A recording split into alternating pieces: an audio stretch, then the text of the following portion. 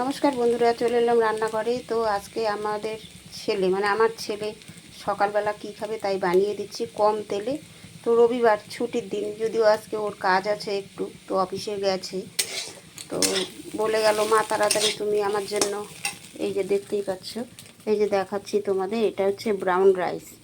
তো সারা সপ্তাহ পর একদিন ভাত খাবে, তো বললো মা আমার জন্য তাহলে ব্রাউন ব্রাউন রাইস, মুখ দিয়ে বেরোচ্ছে না, যাই হোক। তো এই রাইস বানিয়ে দাও। তো তার সঙ্গে আমি কী দেবো দেখতে পাচ্ছ বন্ধুরা, এই যে পনির। তো এই যে রাইস ঢাললাম, প্রেসারে সিদ্ধ করে নিয়েছি বন্ধুরা প্রথমে। তো কালার তো দেখতে সুন্দরই লাগে, দেখো বন্ধুরা। তারপরে এই যে পনির দিয়ে দিলাম। তো এই পনির দিয়ে আর একটুখানি চিকেন আছে ফ্রিজে, মিশিয়ে ওর জন্য আজকে এইভাবে ভাতটাকে বানিয়ে দিচ্ছি। এইভাবেই খাবে আজকে ওর দুপুরের খাবার। তো এগুলো তাড়াতাড়ি করে ছেলেকে নিয়ে যাব আমি মাসের বাজার করতে, গালামালের বাজার। আজকে কয় তারিখ হয়ে গেল, ছেলে টাইম পাচ্ছে না। তো বললো মা আজকে আমি 11টায় এসে তোমাকে নিয়ে চলে যাব, তুমি ফটাফট একটু আমার জন্য খাবারটা বানিয়ে রাখো ব্রাউন রাইস, আমি এসে খেয়েই তোমার সঙ্গে চলে যাব।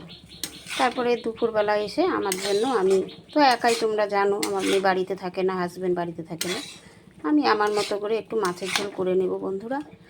তো আজকে এই রাইসটা তোমাদের সঙ্গে শেয়ার করছি। তো চালটা তো লাল লাল মনে হয়, কিন্তু দেখে তো মনে হচ্ছে সাদা সাদা, লাল মনে হচ্ছে না বন্ধুরা। তো বন্ধুরা দেখো, এই যে ব্রাউন রাইস, এই যে চালটা এখানে কিন্তু লাল লাল মনে হচ্ছে, তাই না? কিন্তু ভাতটা মনে হচ্ছে না লাল লাল। যাই হোক, কালার সাদাই আসছে। তো ওর জন্য আমি এখানে বানিয়ে দিলাম ব্রাউন রাইস। আর চিকেন তো কড়াই আছে, রেডি করে রেখেছি, এর সঙ্গে মিশিয়ে দেবো।